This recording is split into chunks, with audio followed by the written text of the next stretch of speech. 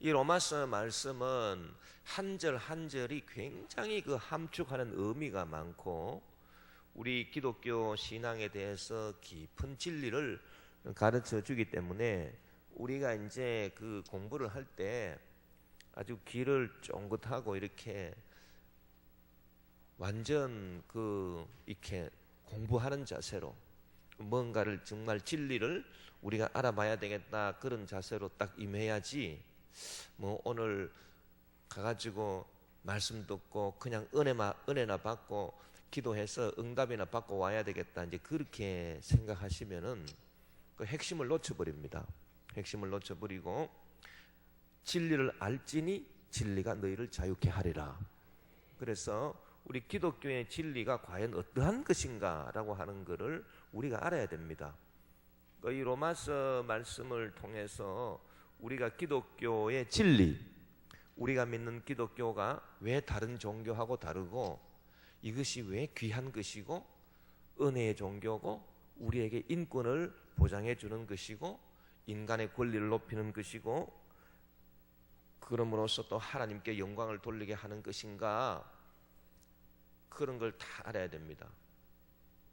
하나님을 믿는다라고 하는 사람들이 인간적인 지식을 무시하고 막 괴팍스럽게 행동해서는 안 되는 이유 그게 또 왜 그런가 뭐 그런 것들이 다 우리 이제 공부하는 것 안에 다 들어가 있습니다. 제가 주일날 설교할 때도 잠깐 말씀을 드렸는데요. 이 율법과 이제 양심이라고 하는 이 두 가지 이제 큰 타이틀이 있습니다. 그런데 율법이라고 하는 것은 이게 양심의 법보다 훨씬 이게 모자란다는 얘기입니다. 쉽게 말하자면 우리 주 예수 그리스도가 이 땅에 오셔가지고 우리에게 은혜 시대를 여셨다. 요한복음 1장에 보면은 말씀이 육신에 대해 우리 가운데 거하심에 우리가 그 영광을 보니 아버지의 독생자 영광이다. 그리고 율법은 모세로 말미암아 주어진 것이요 은혜는 예수 그리스도로 말미암아 온 것이라. 할렐루야. 그래서 이제 그 모세로 말미암아 주어진 그 율법이 끝이 나고 이제는 은혜 시대가 열렸다. 그런데 그 은혜 시대의 특징이 뭐냐 하니 심판을 받을 때 자기가 자기를 심판하는 자기 양심을 통해서 자기가 자기를 심판하는 그것이 바로 은혜 시대라고 하는 것입니다. 이 사람이 이제 그 심판받는다라고 하는 것이 굉장히 이제 그 중요한 그 문제 아닙니까? 이 심판을 어떻게 받느냐? 심판을 법으로 받느냐? 심판을 자기 양심으로 받느냐? 이 굉장히 중요한 문제입니다. 그러니까 율법으로 심판을 받는다라고 하는 것은 이것은 내 마음하고는 전혀 관계없어요. 내 마음에는 막 원망 불평 그대로 있고 내가 왜 이 법을 심판받아야 되느냐? 그러면서 막 속에서는 그냥 화가 나고 분노가 치밀어 오르고 또 부끄럽기도 하고 막 그냥 마음은 안 좋아요. 마음으로 뭐 순종하는 건 하나도 없어요. 그런데 법이니까 어떡합니까? 법이니까 그냥 씩씩거리면서 그냥 심판받을 수밖에 없죠. 뭐 예를 들어서 뭐 교통 그 신호 뭐 무시해가지고 경찰에 와가 딱지 끊으면 에이 재수 없네 막 이러면서 그냥 이제 내 마음이 전혀 동의가 안 되는 거예요. 아 그까짓 거 좀 그거 좀 봐주면 어떡하나 뭐 안 되나 뭐 이러면서. 그런데 법이니까 어떡합니까? 법에 의해 가지고 딱 이렇게 그러면 내 마음하고는 전혀 관계가 없다. 그러니까 심판을 받는 게요.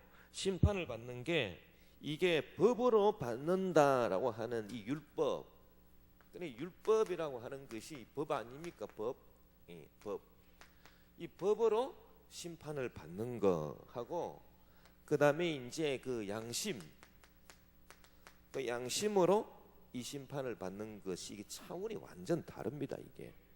예.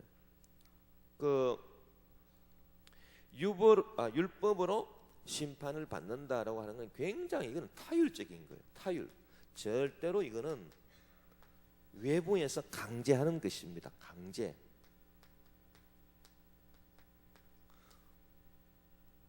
세금 내고 싶어 냅니까? 나는 막 세금이 내고 싶어 가지고 못 살겠다. 나라와 민족을 위해서 나 세금 내고 싶어 못 살겠다. 그래서 세금 내는 사람이 있습니까? 세금 낼 만한 부자들도요, 어떻게 하면은 세금을 적게 낼까? 그런데 이제 세금 안 내면 안 되잖아요. 그러니까 강제예요, 강제. 강제니까 세금 내는 거예요. 예. 하나님께서 원하시는 것이, 하나님은 저와 여러분에게 강제하는 거 원치 않습니다. 그게 우리 기독교 하나님입니다.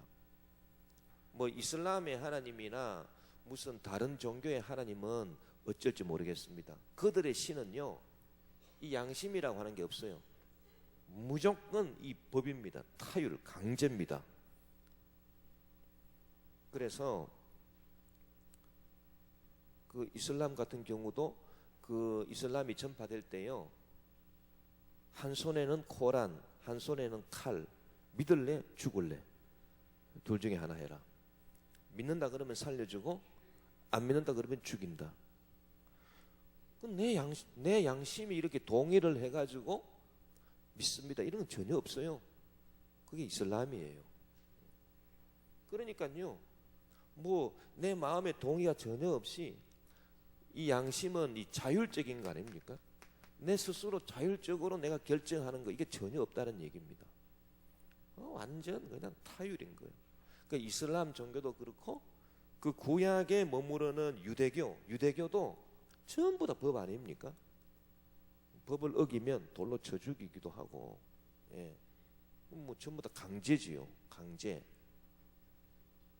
그래서 모세가 하나님으로부터 받은 것은 율법이라, 율법의 대표적인 것은 십계명이라. 그래서 십계명이나 계명이나 율법, 이거는 전부 다 타율이고 강제라고 하는 것입니다.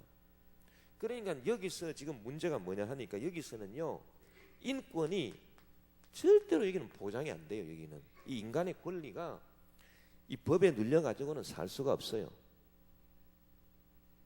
그러나 이제 예수님이 오심으로 말미암아 은혜 시대가 열렸다. 이 은혜, 그 은혜라고 하는 것은 내가 결정하는 겁니다. 내 스스로.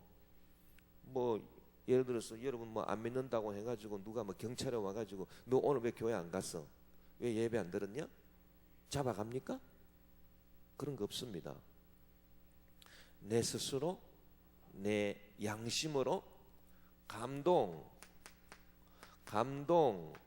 감화 받아서 기쁨으로 자율적으로 자발적으로 섬기는 것이 우리 기독교 신앙입니다. 그게 은혜다라고 하는 거예요. 그러니까 은혜에 있어서 은혜 시대에 심판은 어떻게 주어지느냐? 은혜 시대에도 심판이 있어요. 그 심판은 어떻게 이루어지느냐? 양심으로 말미암아 심판이 이루어지니 자기가 자기에게 뭐가 된다고요? 율법이 되나니. 그러니까 이 율법 시대에는 그냥 법으로 그냥 눌러버려요. 그러나 이 은혜 시대에는 누가 나를 심판한다는 겁니까? 법이 나를 심판한다는 겁니까? 내가 나를 심판한다는 겁니까? 내가 나를 심판하는 것이다. 한번 따라합시다. 내가 나를 심판한다. 이게요, 얼마나 이게 내 자신을 높이는 거냐라고 하는 거예요.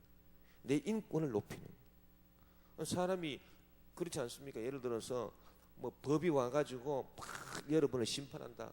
그러면 정말 기분 나쁘네, 재수 없네 이러면서 심판받잖아요. 그러나 내가 나를 심판한다. 그건 뭡니까? 양심. 그래서 본성이 율법의 일을 행한다는 거예요. 내 마음이 율법의 일을 내 스스로 행하는 거예요. 뭐 법이 와가지고 하기 전에 내가 이러면 안 되지. 내가 잘못했구나. 야, 참 내가 이러고도 내가 사람인가? 나 이러면 안 되지 않느냐. 그게 바로 자기가 자기에게 율법이 되는 걸 말합니다. 양심으로 말미암아 자기가 자기를 판단하는 걸 말하는 거예요. 그러니까 지금 바울이 말하는 거는 이걸 얘기하는 거예요. 그러니까 이게요, 얼마나 우리 인권을 높인 거냐라고 하는. 이거는 뭐 인권을 막 그냥 박살낸 거예요. 그러나 이것은 인권을 높이는 거다. 그러니까 여기서 뭐가 나옵니까? 자기가 자기에게 율법이 되어서 자기가 자기를 심판하는, 여기서 회개가 나오는 거예요. 그 회개는요, 이 양심과 연결되어 있는 게 회개예요. 그렇기 때문에 회개라고 하는 거는 자기 스스로 자발적으로 회개하는 거. 그래서 자기의 인권을 높이는 게 회개지 낮추는 게 회개 아닙니다.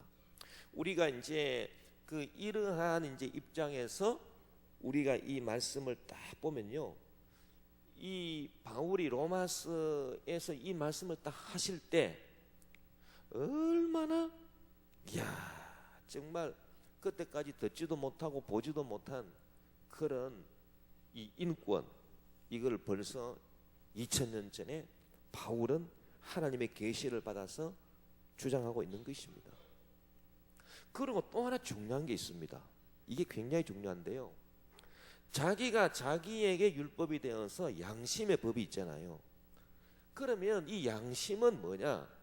이 양심은 그 은혜로 참 우리에게 충만하게 할 뿐 아니라 율법과 은혜니까 또 이런 게 있습니다.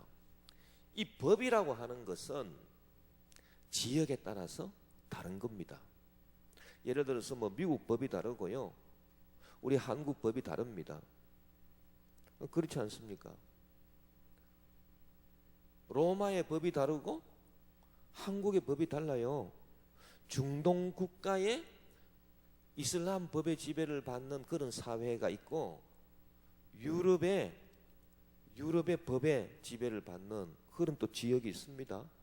지역과 사회에 따라 가지고 법은 다 다르다라고 하는 얘기예요. 그렇잖아요. 그리고 지역에 따라서 다를 뿐 아니라 지역과 또 시대에 따라서 달라요, 법이. 뭐 옛날에는 뭐 예를 들어서 뭐 우리 이제 그 어린 시절만 하더라도 이 양담배 이거 피우면 잡혀 들어갑니다. 담배 피우는데 나는 담배를 안 피웁니다만은 담배 피운다 해가지고 이제 잡혀가는 법이 어딨냐고요. 그런데요, 국산 담배는 괜찮아요. 근데 양담배는 피우면 잡혀 들어갔어요. 경찰에 와가지고 담배 피우는 거 딱 보고 뺏어가지고, 아니 이게 양담배 아니야? 잡아갑니다. 제가 그 가투사로 이제 군대 가서 보니까 거기서 막 가투사들이 양담배를 시급 피우더라고요. 그걸 왜 이렇게 미친 듯이 피우는가 보니까 밖에서는 못 피운다는 거예요. 막 이 안에서 막 마음껏 피운. 뭐 피워봤자 뭐 자기밖에 뭐 나쁜 것밖에 없지만. 그런데 요새 뭐 양담배 피운다고 잡아갑니까? 시대적이다라고 하는 거예요. 법이라고 하는 것은 지역적이고 시대다. 그러니까요, 여러분, 제가 왜 이 말씀을 드리냐 하면, 이 율법은 지역에 따라 다르고 시대에 따라 다르고요. 참 이게 다 다릅니다. 파스칼이 말하기를 그 피레네 산맥, 프랑스와 에스파니아를 그 가로지르는 그 피레네 산맥 저쪽에서는 해당되는 것이 이쪽에서는 해당되지 않는다. 그래가지고 뭐 낙태 같은 것도 막 어떻게 보면은 이 지역에 따라 달라가지고요, 뭐 미국 안에서도 낙태를 허락하는 지역이 있고 허락하지 않는 주가 있고, 그래서 여기로 갔다가 저기로 갔다 하는 거 아닙니까? 법의 지배를 안 받으려고. 그러니까 싹싹싹, 그러니까 지역적이고 시대적이다. 그러니까 율법이라고 하는 거는 특성이 그런 거예요. 그러니까 이것은 보편적이지 못하다. 그러나 양심은 사람 또 인종에 따라 다릅니다. 인종에 따라 달라요.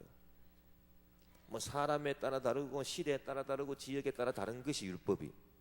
그러나 양심은 사람이 다르다고 해가지고 양심은 다릅니까?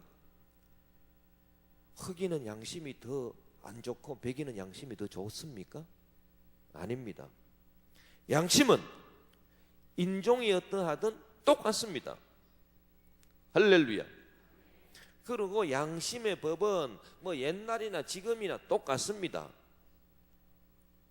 뭐 30년 전이나 지금이나 뭐 100년 전이나 100년 후나 똑같습니다. 그 양심의 법입니다. 남한테 해로운 일을 하면 이러면 되겠느냐? 그 양심, 그거는 어제나 오늘이나 똑같은 거예요. 지역에 따라서 다릅니까? 양심이? 여기서는 양심이 이랬다가 저 서울 가면 또 양심이 또 달라집니까? 아닙니다. 양심은 지역이나 시대나 인종에 따라서 달라지는 게 아니고요. 양심은 항상 어디 있으나 누구에게나 양심은 똑같아요. 그래서 양심은 이 보편적인 법이에요. 보편적인, 아주 보편적이고 유니버설합니다. 보편적입니다. 지역이나 시대나 인종에 따라 다르지 않습니다. 그러면 이 율법의 지배를 받는 것보다도 이 양심의 지배를 받는 것이 이게 얼마나 더 중요한가라고 하는, 이게 훨씬 더 위대한 법이라고 하는 것. 이것보다 훨씬 더 위대한 게 양심의 법이다. 그렇기 때문에 이제 사도 바울이 오늘 쭉 얘기하는 거 보면요, 이 유대인들을 힐난하는 거예요. 유대인들은 이 양심의 법을 따르지 않고 율법을 따르는데, 이 율법을 따르면서 자기들이 뭐 하나님의 율법을 받았다고 뭐 자랑하면서 이방인들은 뭐 하나님으로부터 율법도 못 받고 우리는 법을 받았느니라 막 자랑하는데요, 바울이 딱 보니까 그게 자랑할 게 아니다는 거예요. 이 율법보다 훨씬 더 위대한 게 양심의 법이.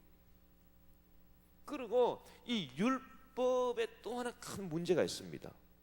이게 이제 타율적이다 보니까 여기서 뭐가 나옵니까?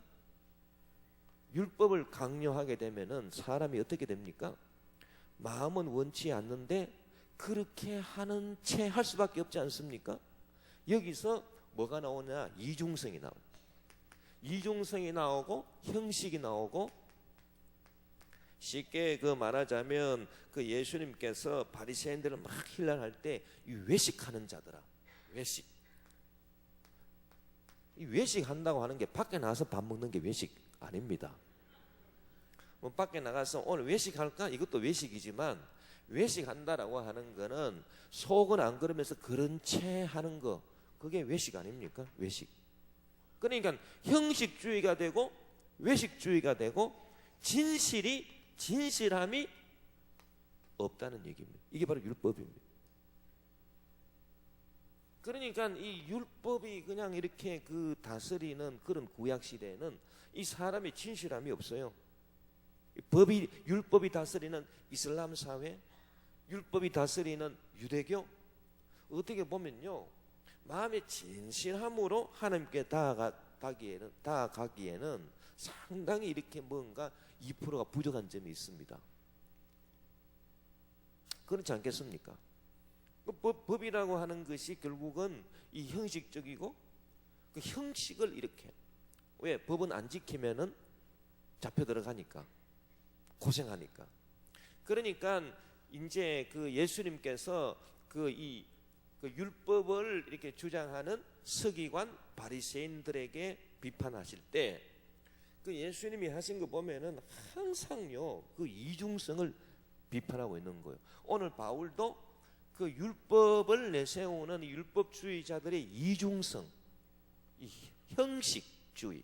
형식주의 신앙, 자기들 속마음은 그렇지 아니하면서 그런 채 하는 거.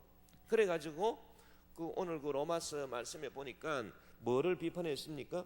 유대인이라 불리는 네가 율법을 의지하며 하나님을 자랑하며 율법의 교훈을 받아 하나님의 뜻을 알고 지극히 선한 것을 분간하고, 막 법이 있으니까 뭐 지극히 선한 것을 분간하고, 맹인의 길을 인도하고, 어둠에 있는 자에 비치고, 너가 진리의 모본을 가진 자로서 율법을 받지 못한 어리석은 자의 교사, 뭐 선생이고, 뭐 어린아이 뭐 가르치는 선생이요, 그렇게 너가 믿느냐?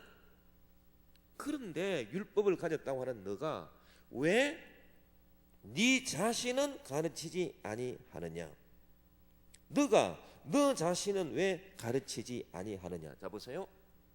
자기가 자기에게 율법이 된 것이 양심입니다. 이쪽입니다. 그러면 여기서 위대한 것은 뭡니까? 자기가 자기를 가르친다는 거예요. 여러분, 기독교 신앙은요, 핵심이 자기가 자기를 가르쳐야 돼요. 이거 빼먹으면은 말짱 도루묵입니다. 10년 교회 다니고 20년 교회 다니고 30년 교회 다녀도요, 자기가 자기를 가르치지 않는 사람들, 그런 사람들 기독교 신앙인들 아닙니다. 알고 보면 전부 다 이쪽이에요. 그러니까 이게 얼마나 중요한 얘기냐고요. 우리가 정말로 예수 그리스도의 은혜에 잠겨 살기를 원합니까? 그러면 내가 나를 가르쳐야 돼요. 자기가 자기에게 율법이 돼가지고 내가 나를 가르쳐야 됩니다. 주님, 나는 무엇이 지금 부족합니까? 주님, 저를 불쌍히 여겨 주십시오. 제가 지금 무엇을 고쳐야 되겠습니까? 남 얘기하지 마세요. 남 얘기. 그런 얘기 들으면 참 정말 속에서 막 역겹습니다. 남 비판하고 막 남 그냥 그거하고, 그게 은혜가 아닙니다. 자기가요, 자기를 가르쳐야 되는 거예요. 왜 너가 너 자신은 가르치지 아니하느냐? 네가 율법을 받았다고 하면서 왜 너가 너 자신은 가르치지 아니하느냐? 뭐 그럴 수밖에 없죠. 이 율법이라고 하는 것은 타율적이기 때문에 자기가 자기에게 법이 되지 않습니다. 그러니까 항상 그냥 남만 가르치려고 들지 자기는 배울 생각을 안 합니다. 그러니까 무슨 은혜가 있고 뭔 회개가 있겠습니까? 아무리 오래 믿어도, 예수를 오래 믿어도 이 율법적으로 믿는 사람이 너무 많은 거예요. 너무 많습니다. 그럼 도대체 교회가 제대로 되겠습니까? 안 돼요. 교회는 이 율법적으로 믿는 사람들 때문에 안 됩니다. 은혜가 참 넘치면요, 자기가 자기에게 율법이 되나니, 이 얼마나 귀한 말씀이냐고. 이게 저는 주의 종입니다마는 참 저는 이 기독교 사상의 핵심을 알게 해준 하나님이 너무 감사해요. 제가 참 하나님께 감사하는 것은, 하나님, 나 같은 사람을 주님께서 용서해 주시고 사랑해 주시고 구원해 주시고 주의 종 삼아 주시고, 특별히 나 같은 사람을, 나같이 부족한 사람을 주님께서 공부시켜 주셔가지고요, 이런 사상을, 기독교 사상을 알게 해주신 거예요. 그게 얼마나 감사한지 모릅니다. 유학까지 보내주셔가지고 막 거기서 공부하게 하시고, 그러니까 제가 이제 그 공부하면서 깨달은 게 바로 이겁니다. 자기가 자기에게 율법이 되나니. 주님, 내가 내 자신을 왜 가르치지 못했습니까? 만약에 내가 내 자신을 가르치지 못하면서 내가 뭐 목회한다고 깝죽대고 돌아다니고 뭐 남 위해서 기도해 준답시고 어쩌고 저쩌고, 전부 다 이거 위선이에요. 위선이고 형식이고요. 이건 아무 소용없는 거예요. 하나님께서 보실 때 내가 얼마나 역겹겠습니까? 야, 너 정말 너 정말 역겹다. 네가 네 자신은 가르치는 거 하나도 없으면서 뭐 남을 가르친다고 뭐 설교하고 뭐 거룩한 체 하고 그냥 뭐 기도해 준다고 깝죽대느냐? 그러지 않겠습니까? 하나님께서. 그런 이제 그걸 깨달을 때, 주님, 제가 제일 부족합니다. 뭐 그러니까 저를 불쌍히 여겨 주십시오. 제가 저를 덜 가르칠 수 있도록 주님, 제 마음에 깨달음을 주십시오. 우리 모두가요, 이 은혜를 알아야 되는 거예요. 이 굉장히 중요한 얘기예요. 그러니까 이 로마서 이 말씀 한 절, 율법 없는 이방인이 본성으로 율법의 일을 행할 때는 이 사람은 율법이 없어도 자기가 자기에게 율법이 되나니, 이런 이들은 그 양심이 증거가 되어 그 생각들이 서로 혹은 고발하며 혹은 변명하며 그 마음에 새긴 율법의 행위를 나타내느니라. 그러니까 막 자기가 자기에게 율법이 되면서 자기가 자기에게 막 가르치면서 서로 고발하는 거예요. 누가 누구를 고발합니까? 내 생각이 나를 고발합니다. 내가 나를 고발하는 거예요.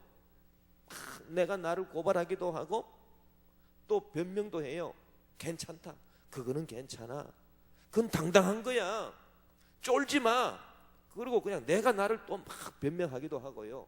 이게 신앙이라는 것입니다. 이게 믿음이에요. 이게 기독교 신앙이에요. 이게 왜 우리는요, 내가 나를 막 이렇게 막 그냥 송사하고 내가 나를 이렇게 고발하는 게 왜 없습니까? 내가 나를 왜 고발하는 게 없습니까? 자기가 자기를 고발하는 게 없는 사람 기독교인이 아닙니다. 은혜 아래에 있는 사람들이 아닙니다. 우리는 늘요, 내가 나를 고발해야 됩니다.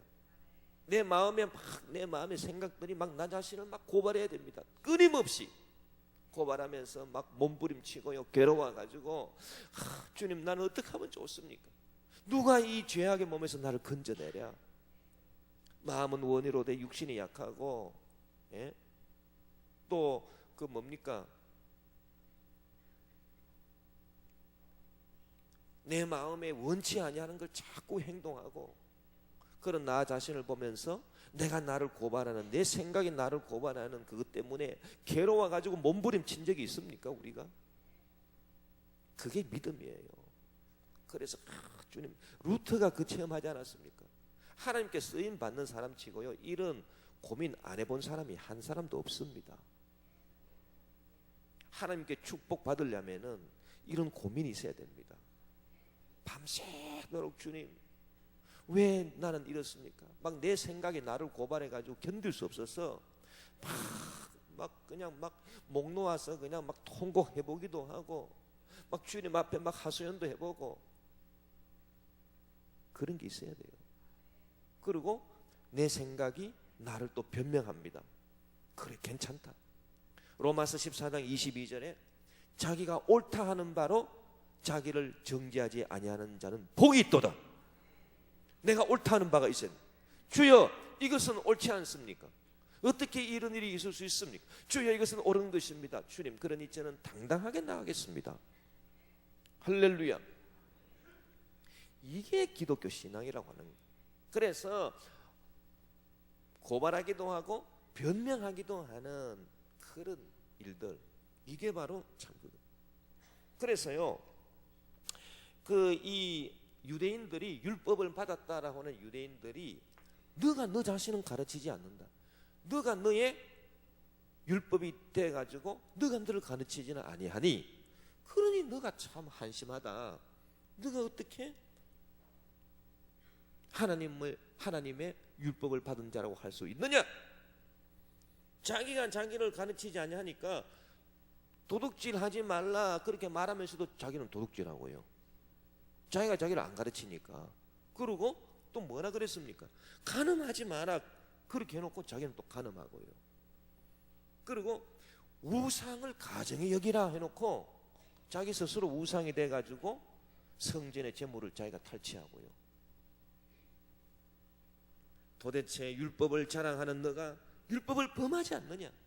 너가 너 자신을 가르치지 아니하니 율법을 네가 자랑하지만 네가 그 율법을 모독되게 하고 율법을 범하고, 그래서 하나님의 이름이 너희 때문에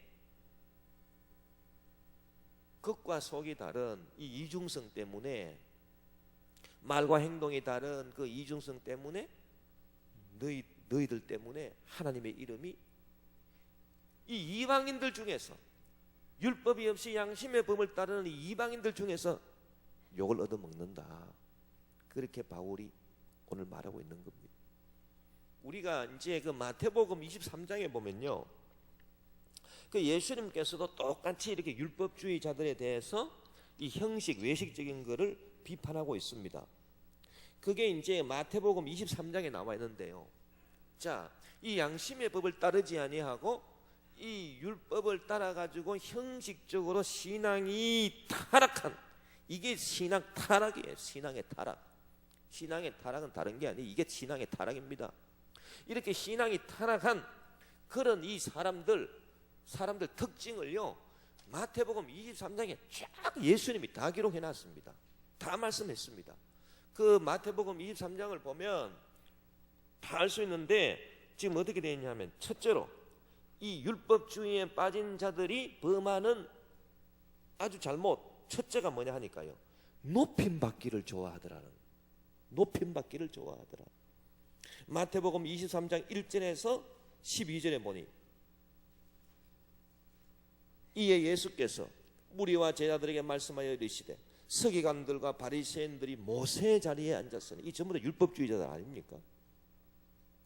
그러므로 무엇이든지 그들이 말하는 바는 행하고 지키되 그들의 하는 행위는 본받지 말라. 그들은 말만 하고 행하지 아니하며, 자기가 자기를 가르치는 게 없으니까요, 말만 하고 행위는 안 한다는 얘기예요. 또 무거운 짐을 묶어 사람의 어깨에 지우되 자기는 이것을 한 손가락으로도 움직이려 하지 아니하며,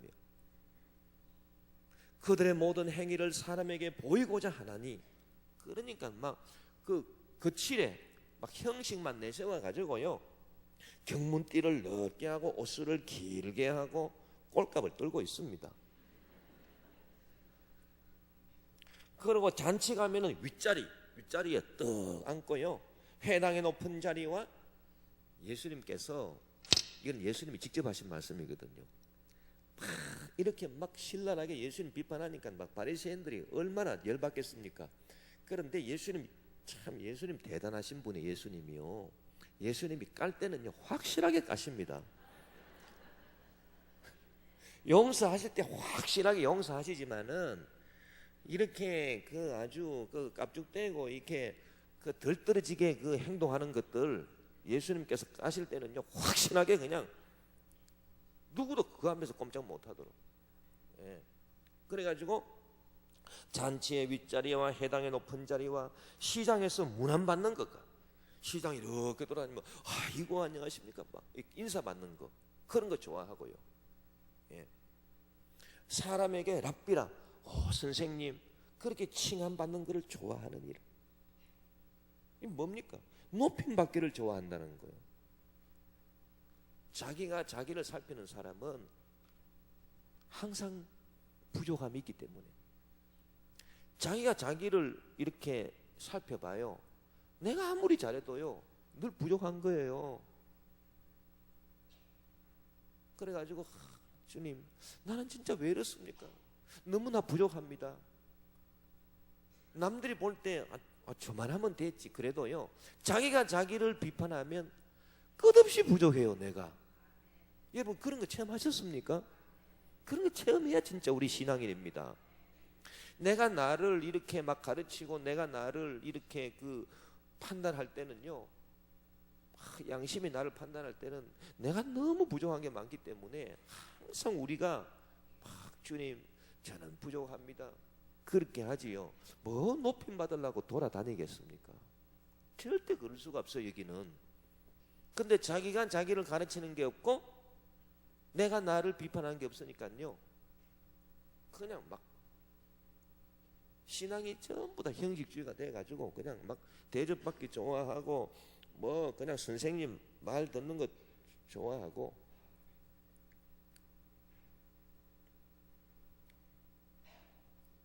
그러나 너희는 랍비라 칭함을 받지 말라. 너희 선생은 하나요, 너희는 다 형제니라. 땅에 있는 자를 아버지라 하지 말라. 너희 아버지는 한 분이시니 곧 하늘에 계신 이시니라. 또한 지도자라 칭함을 받지 마라. 너희 지도자는 한 분이시니 곧 그리스도시니라. 너희 중에 큰 자는 너희를 섬기는 자가 되어야 하리라. 누구든지 자기를 높이는 자는 낮아지고 누구든지 자기를 낮추는 자는 높아지리라. 그래서요, 이 율법으로 이렇게 그 형식주의로 나가는 사람들이 특징이 있는데, 첫째로 첫째 특징이 뭐냐? 높임받기를 그렇게 좋아하더라는 것입니다. 무슨 장자리, 무슨 자리를 좋아해요. 자리 좋아하는 귀신이 딱 붙어 있는 거예요. 여러분, 그런 거 나사렛 예수님으로 쫓으시기 바랍니다. 자리. 목사들 가운데도요, 그런 분 많아요. 그냥 자리가 좋아가지고 뭐니 하여튼 대표 회장이 막 그냥 몇 개씩 쫙 이렇게 붙어 있어요. 얼마나 목사들이 자리를 좋아하면요, 아니 회장은 한 사람 아닙니까? 상식적으로. 나는 그게 어디서 나왔느니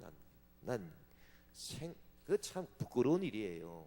고쳐야 돼요.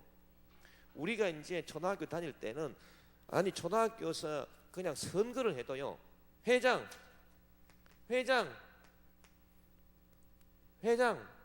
똑순이, 부회장 막동이, 회계 말순이 이러면 되는 거예요. 그럼 끝나버려요. 그런데요, 요새 사람들이 얼마나 자리를 좋아하는지, 특히 목사들이 얼마나 자리를 좋아하는지, 전부 다 회장이에요. 회장. 회장은 한 사람 아닙니까? 그런데 대표회장, 상임회장, 실무회장, 대회장, 도대체 전부 다 회장이네. 그것부터 고쳐야 됩니다. 무슨 실무회장이 어디 있고 상임회장이 어디 있고, 뭐가 다 회장입니까? 예수님 모시고 탄식하세요. 목사들부터 정신 차려야 됩니다. 사실 이 뭡니까? 그렇게 해놓고 뭐가 그냥 잘났다고 돌아다니는지, 아이고 세상에, 이래도 되겠습니까? 그 예수님 보시면 그럴 거 아닙니까? 야, 회장은 하나인 줄 알고 있는데 뭐 그렇게 회장이 많노? 회원이 20명이면 회장이 20명이에요. 그런 거 하지 말자라고 하는 얘기예요. 이런 거는요, 진짜 이거는 사악한 일이에요. 있을 수 없는 일이에요. 그러고요, 또 이 형식주의에 빠져가지고 이 율법에 빠진 사람들이 범하는 아주 특징 또 하나 있습니다. 오늘 이런 특징들은 우리 다 없애야 됩니다. 그래야 2015년 진짜 복을 받는 거예요. 이게 뭐냐 하니까 돈을 좋아하더라는 것입니다. 돈. 누가복음 16장 13절 14절에 보니, 집 하인이 두 주인을 섬길 수 없나니 혹 이를 미워하고 저를 사랑하거나 혹 이를 중히 여기고 저를 경히 여길 것임이니라. 너희는 하나님과 재물을 겸하여 섬길 수 없느니라. 바리새인들은 돈을 좋아하는 자들이라. 이 모든 것을 듣고 비웃거늘. 자, 보십시오. 신앙이요, 진짜 이렇게 하나님 앞에 나아가서 이렇게 진실함으로 자기가 자기를 가르치고 회개하고 새 사람 되고 이런 데 관심이 없으니까 그냥 입으로만 하나님 믿으니까요, 실제로는 뭐를 그렇게 좋아하느냐, 이 바리새인들이, 이 율법을 받았다라고 하는 바리새인들이 실제로는 돈을 그렇게 좋아. 돈에 그냥 환장이 들려가지고 돈귀신이 들렸다. 그런데 예수님은 뭐라고 말했습니까? 마태복음 6장 19절 21절에 너희를 위하여 보물을 땅에 쌓아두지 말라. 거기는 좀과 동록이 해하며 도둑이 구멍을 뚫고 도둑질하느니라. 오직 너희를 위하여 보물을 하늘에 쌓아두라. 거기는 좀이나 동록이 해하지 못하며 도둑이 구멍을 뚫지도 못하고 도둑질도 못하느니라. 내 보물 있는 곳에는 내 마음도 있느니라. 그래서 우리가 진실로 막 이렇게 신앙생활을 참 양심이 법이 돼가지고 자기가 자기에게 율법이 되고 자기가 자기를 가르치고 그러면요, 돈에 대해서 생각을 잘하게 됩니다. 돈이요 없으면 참 이게 참 사람 죽이는 거예요.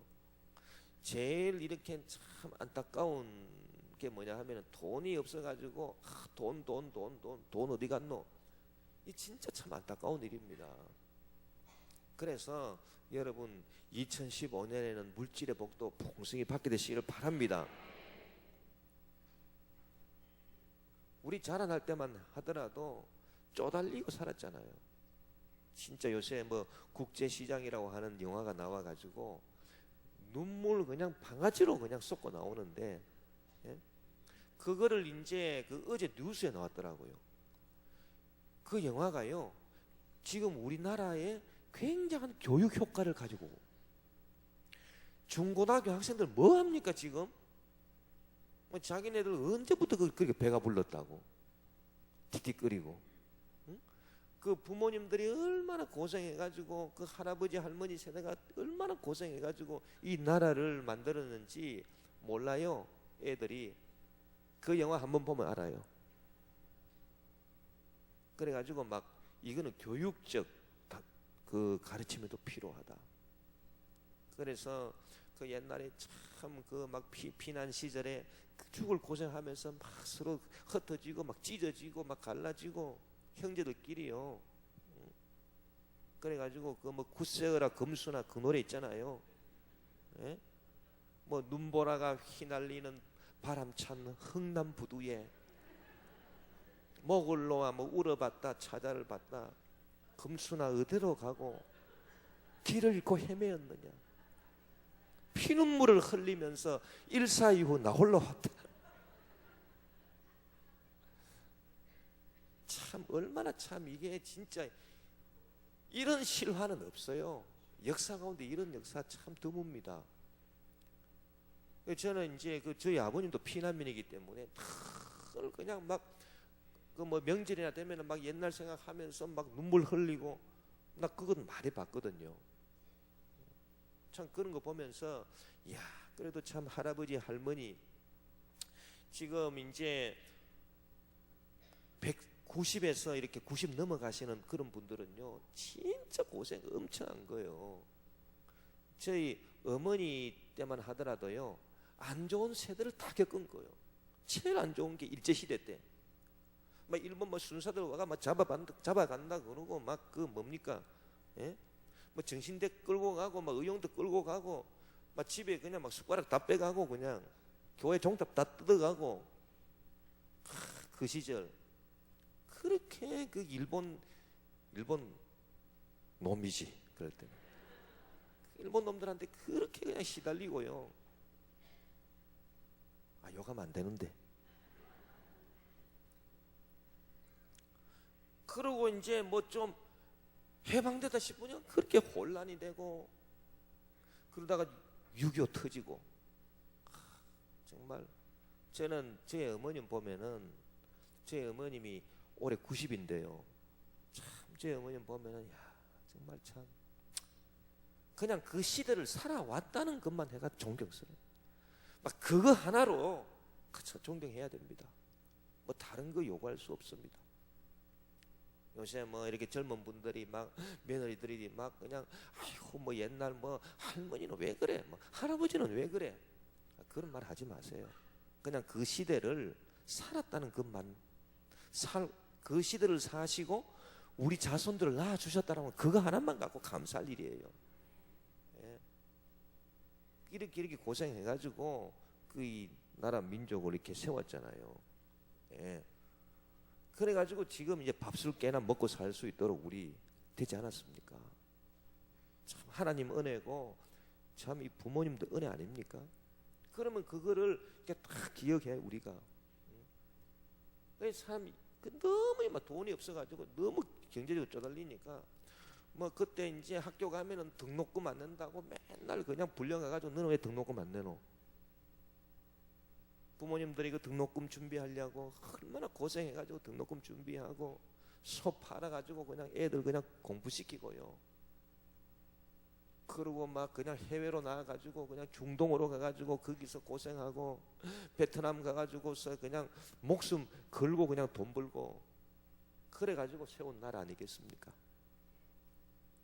그래서 이 돈이라고 하는 것이 없으면 그렇게 참 비참하게 되는 거예요. 그래서 돈도 참 좀 있기는 있어야 돼요. 예. 그런데 중요한 것은 이 돈이요, 이게 이중성을 갖고 있습니다. 이게 이중성을. 그러니까 이것이 이제 우리에게 필요한 것을 가져다 주지만은 또 한편으로는 우리 마음을 하나님께로부터 뺏어가는 게 또 돈입니다. 그러면 돈 하다 보면은 막 이거는 인생 망치는 거예요. 제가 어제 이제 그 부고를 들었는데 한 분 돌아가셨어요. 그런데 너무 안타까워. 60도 안 된 분이에요. 돈도 많이 벌어놓은 분이에요. 근데 그냥 돈 더 벌려고 하시다가 그냥 돌아가셨어요.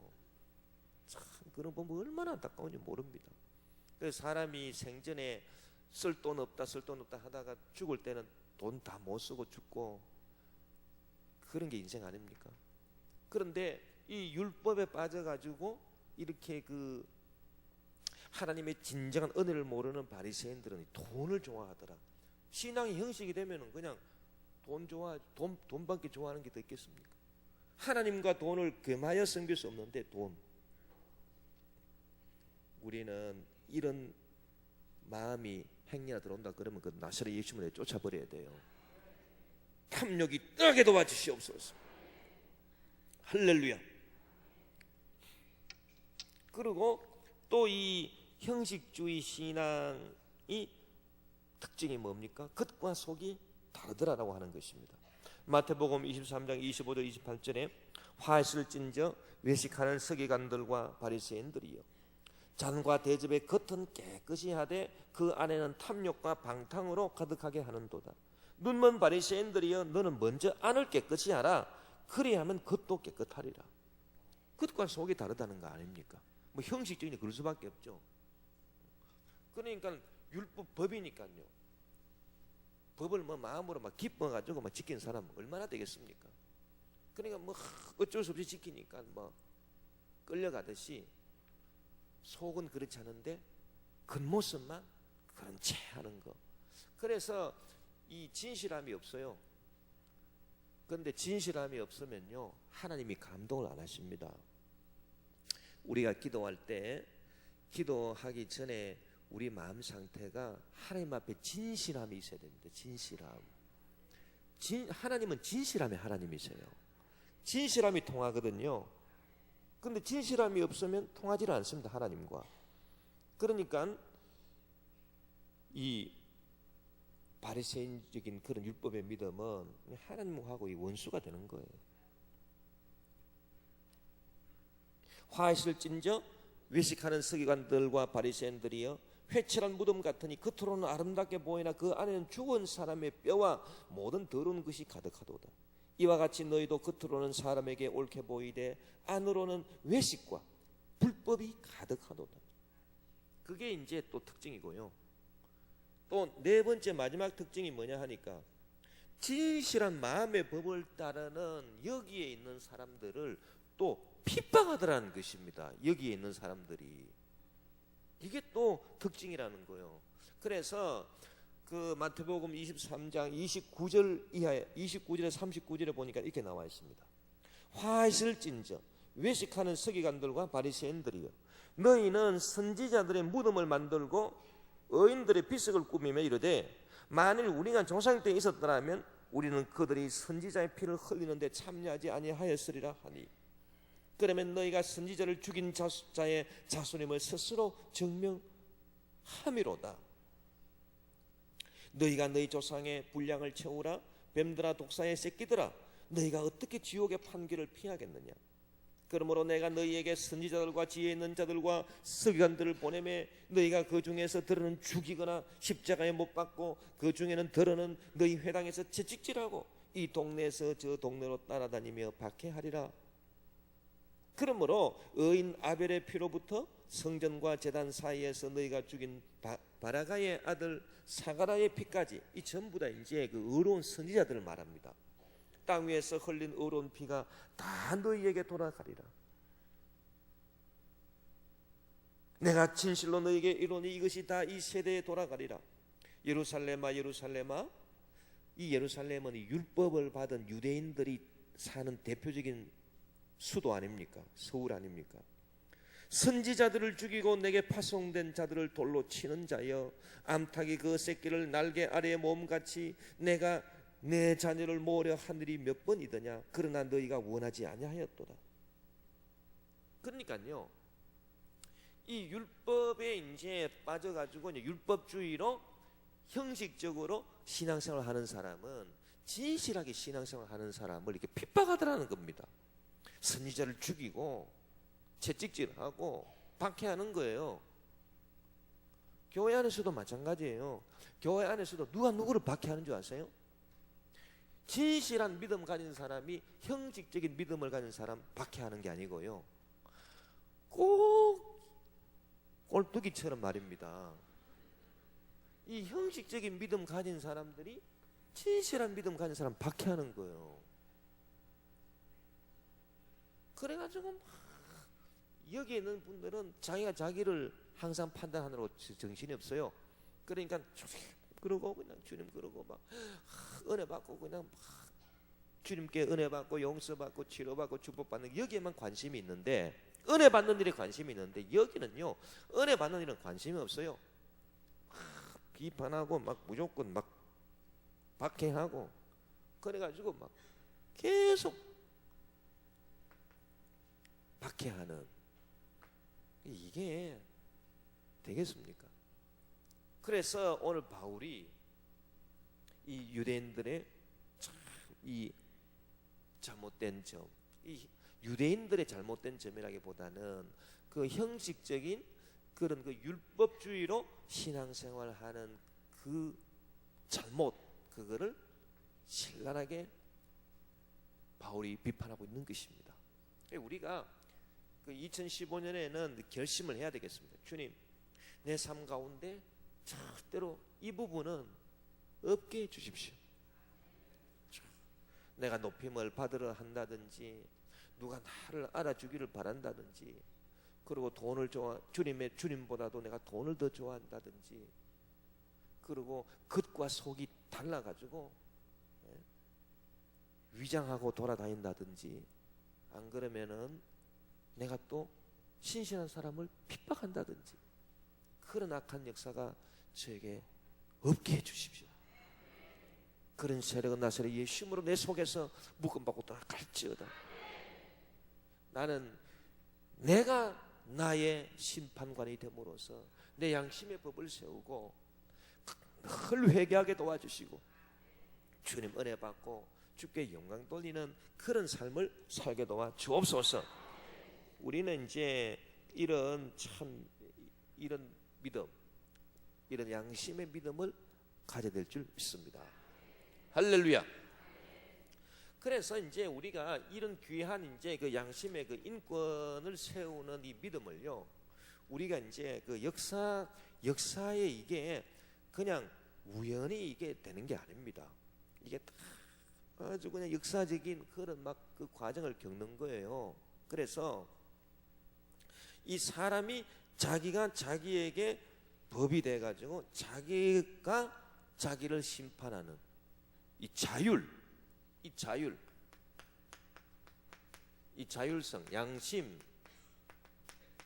양심과 자율, 이 단어, 이게 어떻게 이게 그 쓰게 됐느냐? 이게 다요. 이게 다 그 우리 그 인권, 그 인간의 권리를 세우시는 하나님의 역사로 된 거예요. 우리가 삼위일체 하나님을 보면, 자 보십시오. 이게 원리가 다 있습니다. 성부, 성자, 성령. 그러면 성부 하나님은 하나님이시고요, 하나님 아버지. 성자 하나님은 하나님의 아들 예수 그리스도를 말합니다. 예수 그리스도. 자, 예수 그리스도는 말씀이 육신이 되어 우리 가운데 오신 하나님의 말씀이 사람이 되어 우리 가운데 오신 분이 예수 그리스도. 그러면 우리 생각에 성부와 성자와 성령이다라고 할 때요, 성부는 이 하나님을 높이는 거예요. 성자 예수 그리스도는 하나님의 아들이 인간이 되어 오셨다. 인간을 위해서, 인간의 죄를 위해서 십자가에 못 박혀 죽임 당하시기 위해서, 제물이 되기 위해서 오셨다. 그럼 여기는 누구를 높인 겁니까? 인간을 높인 거예요. 인간을 높인 거예요, 이거는. 성령은 뭡니까? 성령은 이 둘을요 조합하는 거예요. 하나님의 영이 우리 가운데 있다. 그래서 하나님을 높이고 인간을 그 다음에 귀하게 보고. 할렐루야. 그 우리 신앙에 이게 다 이게 있어야 됩니다. 어떤 사람은요 하나님을 안 높여요. 그냥 완전 인간 만세예요. 인본주의예요. 그 인본주의는 참된 신앙이 아닙니다.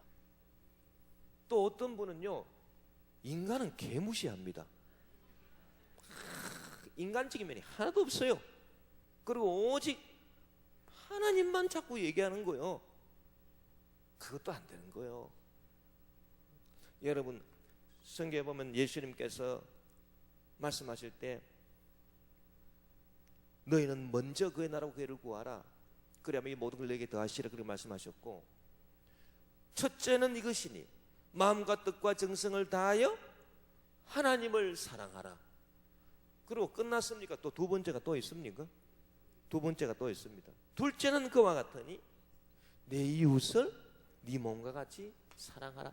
이 사람을 사랑하라. 하나님을 사랑하고요 사람을 사랑하라.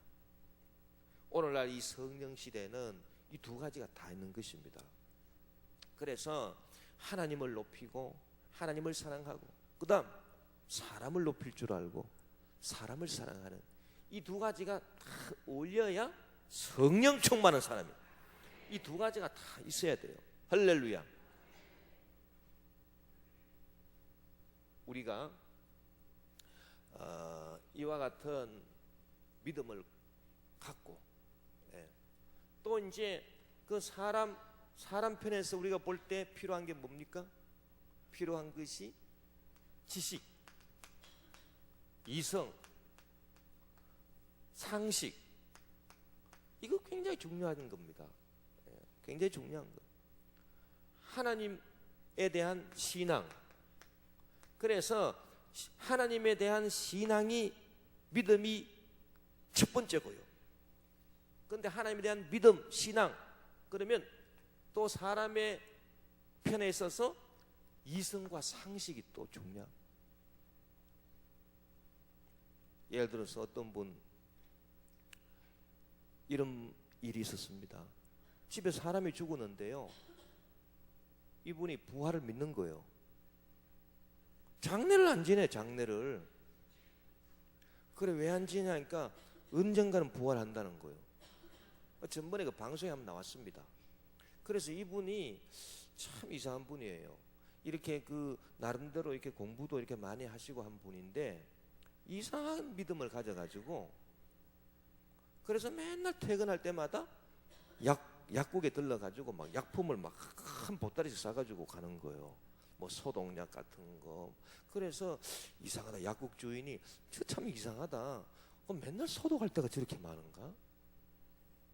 가만히 알고 봤더니 이분이 가가지고요 자기 죽은 그 남편 맨날 그 닦는 거예요. 닦고요 그 앞에서 밥 먹고 당신이 이제 밥 먹어야지. 밥 먹고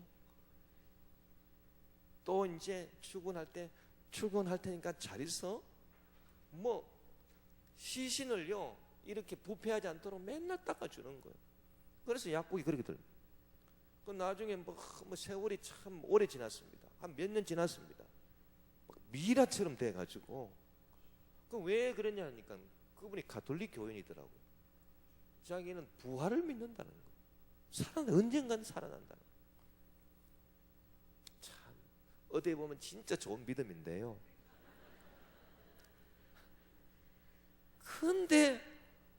그런데 요게 없지 않습니까? 이성과 상식이. 그러니까 지금 이제 우리 믿음, 이 성령 충만한 믿음이라는 게 이게 다 거쳐온 거 이렇게.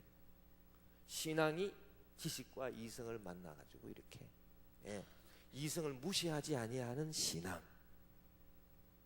뭐 이성에 머무르는 것, 아예 뭐 신앙이 없고 그냥 뭐 이성적으로 생각하면 이거는 믿음이 아니죠. 그러나 신앙이 있지만 이 신앙이 이성적이고 상식적인 것을 통과하는 그런 믿음. 이게 성령 거쳐온 믿음입니다. 할렐루야. 그러니까 교회 안에서도요, 이런 게 좀 있어요. 좀 상식이 좀 있어야 되겠다. 상식이 너무 막 믿음이 좋아가지고 상식은, 그래서 막 뭐 예배 잘 드리고 은혜 받고 할렐루야 나와가지고 이제 버스 집에 간다. 내가 제일 먼저 올라가. 옆에 뭐 와가지고 막 쳐가지고 막 떨쳐버려. 뭐 예의도 없고 상식도 없고 그럼 되겠습니까? 그러면 안 되잖아요. 그건 인간은 사람을 높이는 게 아니잖아요. 예.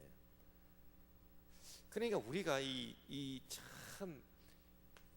우리 기독교 교리를 가만히 이렇게 연구해 보면 정말 우리 기독교는 참 하나님께서 우리를 사랑하시고 우리에게 축복하시고 인권을 세워주시고 모든 것이 다 이렇게 조화를 이룰 수 있도록 해준 참 귀한 종교예요.